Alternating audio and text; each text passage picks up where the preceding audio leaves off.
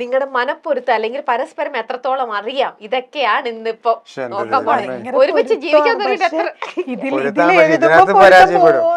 അതൊക്കെ നമുക്ക് നോക്കട്ടെ. നമുക്ക് പരാജയപ്പെടുവോ എങ്ങനെ വേണേലും അത് പിടിച്ചോളൂ. എങ്ങനെയാണേലും എത്ര വർഷമായി കല്യാണം കഴിഞ്ഞിട്ടിപ്പോ? അത് ഞങ്ങള് പറയില്ല. അതെന്താ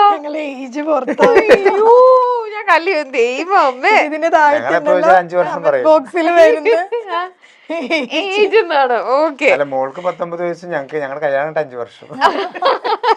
അതാണ് കൊള്ളാവുന്ന കാര്യങ്ങള്.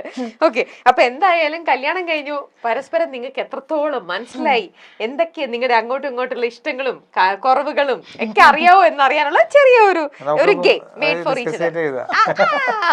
ഒന്നും നടക്കില്ല, കോപ്പി അടിച്ചു കഴിഞ്ഞാൽ അപ്പൊ പനിഷ്മെന്റ് ആണ്. പിന്നെ ബാക്ക് ടു ബാക്ക് പനിഷ്മെന്റ് ഒരു തരത്തിലും നിങ്ങൾ തമ്മിൽ ചേരുന്നില്ല എന്നുണ്ടെങ്കിൽ പനിഷ്മെന്റ് വേറെ ഉണ്ടാവും. കറക്റ്റ് ആൻസർ പറഞ്ഞു കഴിഞ്ഞാൽ നിങ്ങൾക്ക് ദേ നല്ല ഫ്രഷ് നല്ല രാപ്പിളുണ്ട്, ഇത് നമ്മൾ കട്ട് ചെയ്ത് കൊടുക്കുക അല്ലെ, കത്തിയൊക്കെ ഉണ്ട്, നിങ്ങളെ കൊണ്ട് കഴിപ്പിച്ചിട്ടേ വിടുള്ളൂ. ഓക്കെ, അപ്പോൾ ശരി, നമുക്ക് നോക്കാം. ഫസ്റ്റ് ചോദ്യം നോക്കരുത്, പരസ്പരം അങ്ങോട്ടും ഇങ്ങോട്ടും.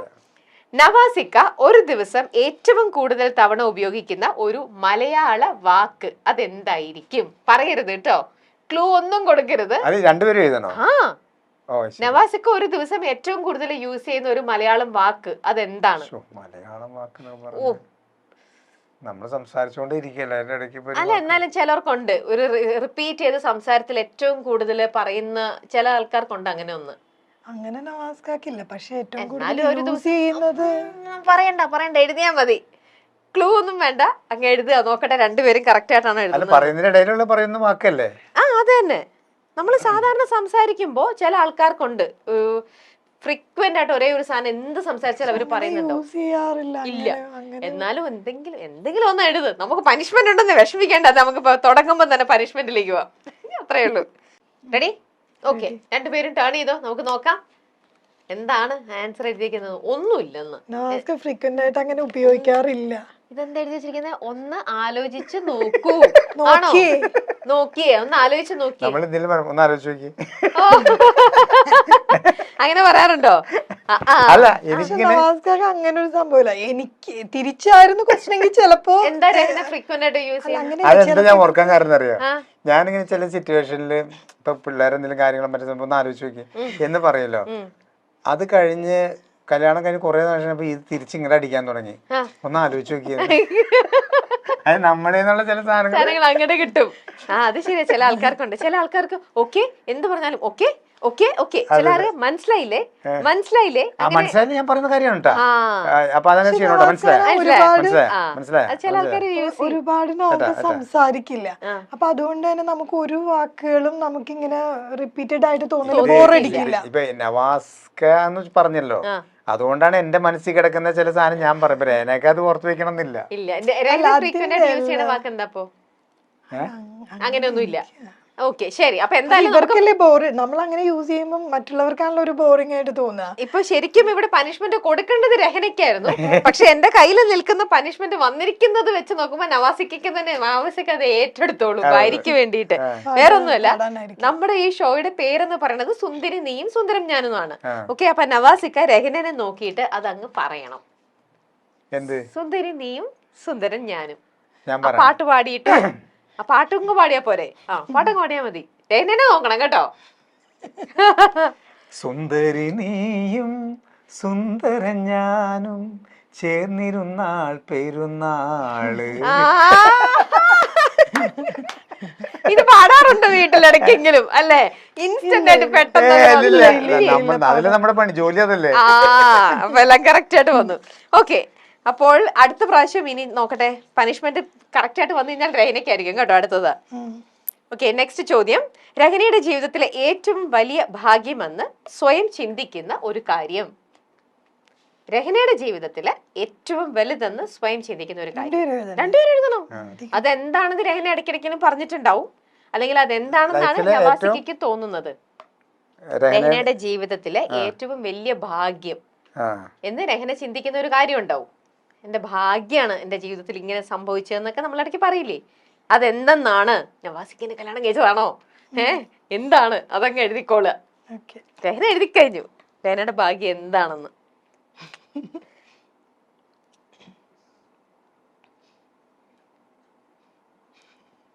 കുറച്ച് വലുപ്പത്തിൽ എഴുതണേ.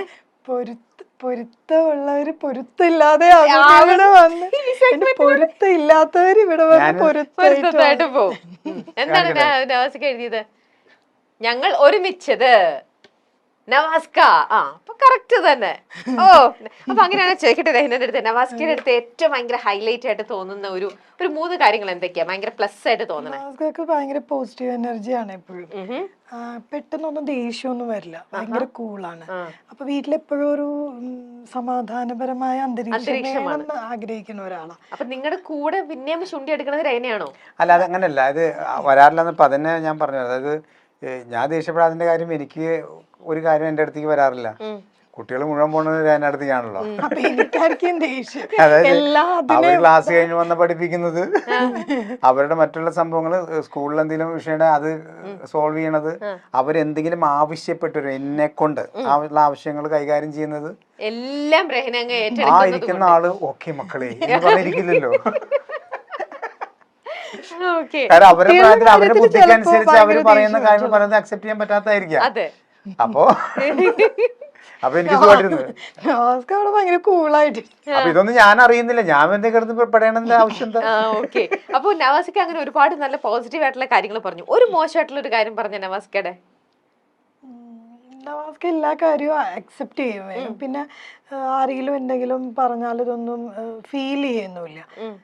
ഫീൽ ചെയ്യില്ല എന്ന് പറഞ്ഞാൽ എല്ലാത്തിനെയും പോസിറ്റീവായിട്ട് കാണും, ഒരു വിഷമത്തിലേക്ക് പോവില്ല. അപ്പൊ അതെനിക്കൊരു നെഗറ്റീവായിട്ടും തോന്നാറുണ്ട്, പോസിറ്റീവായിട്ടും തോന്നാറുണ്ട്. കാര്യം ചില കാര്യങ്ങൾ നമ്മൾ വിഷമിക്കണമല്ലോ, അത് അങ്ങനെയല്ല. നല്ലതായിട്ടേ കാണുള്ളൂ. ഇനി നമ്മള് വിഷമിപ്പിക്കാന്ന് വെച്ചിട്ടാണെന്ന് അറിയില്ല. ഓക്കെ, നേരെ തിരിച്ചു ചോദിച്ചാലോ, നവാസിക്കയ്ക്ക് രഹ്നയുടെ എന്താ തോന്നണത്? പ്ലസും മൈനസും എന്താ? പെട്ടെന്ന് പറഞ്ഞു. നോക്കട്ടെ, രഹ്നയുടെ ഏറ്റവും നല്ല പ്ലസ് കാര്യം എന്താ?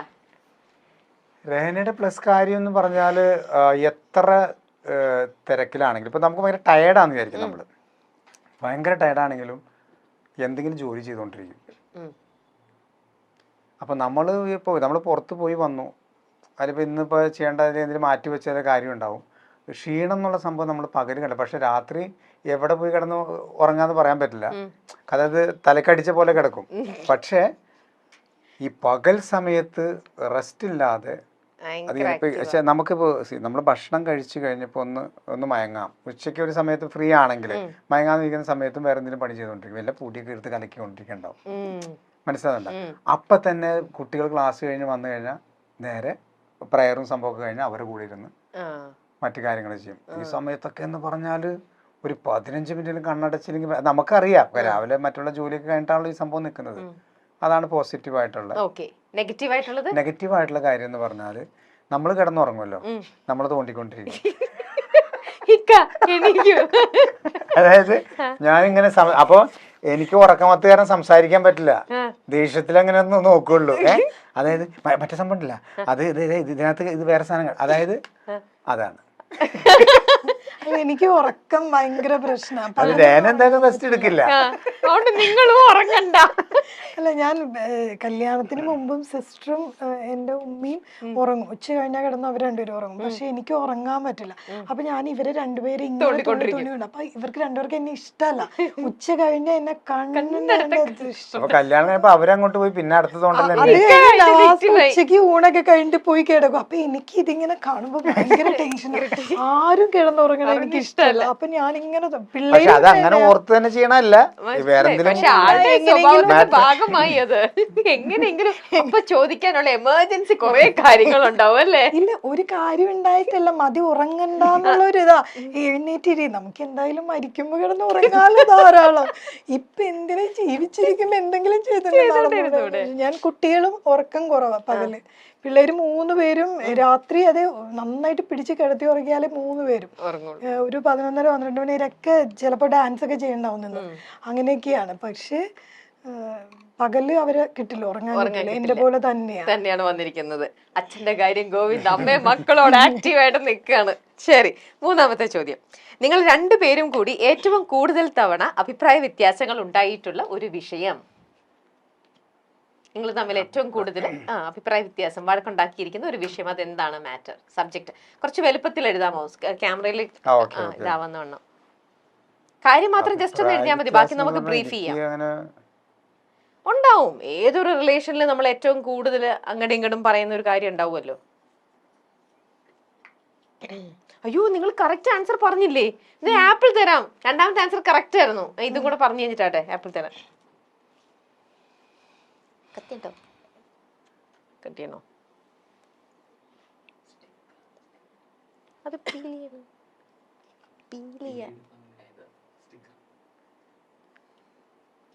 എഴുതി കഴിഞ്ഞോ? ഓക്കെ, ടേൺ ചെയ്തോ, നോക്കട്ടെ. അഭിപ്രായ വ്യത്യാസം ഉണ്ടാവുന്നത് കുട്ടികളുടെ സ്റ്റഡീസിന്റെ കാര്യത്തിൽ. ഒരേ കാര്യം ഗ്രാമർ തെറ്റിച്ച് പറയും. എന്താണ് ഒരേ കാര്യം ഗ്രാമർ തെറ്റിച്ച് പറയുന്നത്? അതായത് ഞാനിപ്പോ ഒരു കാര്യം പറയും, അതിനെനിക്ക് അവൾ ഉദ്ദേശിച്ചിട്ടുണ്ടാവുക, പക്ഷെ പറയുന്ന ഒരു എക്സാമ്പിൾ ഇട്ട് പറഞ്ഞേക്ക, എങ്ങനെയാന്ന് നോക്കട്ടെ. നിങ്ങളുടെ കോൺവെർസേഷൻ പോലെ തന്നെ പറ. അല്ല, ഇപ്പൊ ഇത് തന്നെയാണ് സെയിം കാര്യം. ഞാനുണ്ടല്ലോ കുട്ടികളെ പഠിപ്പിക്കുകയാണെങ്കിൽ ഭയങ്കര പെർഫെക്ഷൻ ആയിട്ട് ചെയ്യും. അപ്പോ അതിനെ സപ്പോർട്ട് ചെയ്തായിരിക്കും നവാസ്ക സംസാരിക്കുക. പക്ഷെ നവാസ്കയുടെ രീതി കാണുമ്പോ വിചാരിക്കും എന്നെ സപ്പോർട്ട് ചെയ്യാതെ വേറെ തരത്തിലാണ് പോണേന്ന്. ആണോ? അല്ല, ഉദാഹരണം അത് പറയാൻ പറ്റില്ല. ഇപ്പൊ എന്തെങ്കിലും വിഷയങ്ങൾ വന്ന് പറഞ്ഞു കഴിയുമ്പോ ഞാൻ ചൂടാവും. ഇപ്പൊ അങ്ങനെ പിള്ളേരുടെ അടുത്ത് പോയിട്ട് അതെന്താണ് അങ്ങനെ സംഭവിച്ചതെന്ന് പറയുമ്പോ നീ അത് ശ്രദ്ധിക്കണ്ടേ എന്ന് പറഞ്ഞിട്ട്, അതെ ശ്രദ്ധിക്കേണ്ടതെന്ന് പറഞ്ഞാൽ നല്ല മൈൻഡിലാണ് നമ്മൾ പറയണത്. അപ്പൊ എന്നോടൊരു കാര്യം പറഞ്ഞിട്ട് അവർ ഉപദേശിക്കാനാണല്ലോ എന്റെ അടുത്ത് പറഞ്ഞേക്കണത്. മനസ്സിലാണ്ട? അതൊക്കെ എന്റെ മനസ്സിലുണ്ടെങ്കിലും എന്റെ ടോണിൽ ചിലപ്പോ ഇത് ഗ്രാമർ മാറിയിട്ട് രഹനയ്ക്കിട്ടായിരിക്കും എനിക്ക് വരും. അപ്പൊ ഞാൻ വിചാരിക്കും അത് ശരി, അവര് ചെയ്തു വെച്ച കാര്യത്തിന് എനിക്കാണോ കംപ്ലൈന്റ്. പക്ഷെ നവാസ്ക എന്റെ അടുത്ത് വഴക്ക് പറഞ്ഞിട്ട് പറയുന്ന കാര്യം അവരെ ഇരിക്കും. പക്ഷെ കുട്ടികളൊന്നും പറയില്ല. പിള്ളേരും പറയുന്ന കേൾക്കുമ്പോ വിചാരിക്കും എന്നെ പറഞ്ഞത്. അപ്പൊ നവാസ്ക പോയി കഴിയുമ്പോ കണ്ട സമാധാനമായില്ല, വല്ല കാര്യം ഉണ്ടോ എന്ന് പറയും ഇവരെന്റെ അടുത്ത്. അപ്പൊ എനിക്ക് ഭയങ്കര ദേഷ്യം ഒരു കാര്യം എന്താ വെച്ചാൽ ഇത്രയും ചെയ്തു വെച്ച് അത് കഴിഞ്ഞ് ഞാൻ നവാസ്ക അടുത്ത് എന്നിട്ട് ഒരു ഹിന്ദു പരിപാടിയെ കാണിച്ചു നവാസ്ക പറയും ഞാൻ നിന്നെ സപ്പോർട്ട് ചെയ്തല്ലേ സംസാരിച്ചേ. പക്ഷെ കുട്ടികൾക്കും എനിക്ക് മനസ്സിലായിട്ടില്ല അതൊരു അടവാണോന്നും അറിയാൻ പാടില്ല. ലാംഗ്വേജ് ഇവർക്ക് ആർക്കും ഒന്നും മനസ്സിലാവുന്നില്ല. എന്തായാലും മുമ്പത്തെ ഇത് ആൻസറും അപ്പൊ കറക്റ്റ് ആയിട്ട് തന്നെ കൊടുക്കാം.